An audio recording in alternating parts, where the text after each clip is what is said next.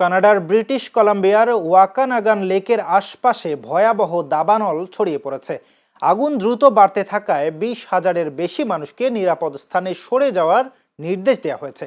স্থানীয় সংবাদ মাধ্যম জানিয়েছে প্রায় 12,000 বাসিন্দার শহর সামারল্যান্ডের সবাইকে সরিয়ে নেওয়ার নির্দেশ দিয়েছে কর্তৃপক্ষ।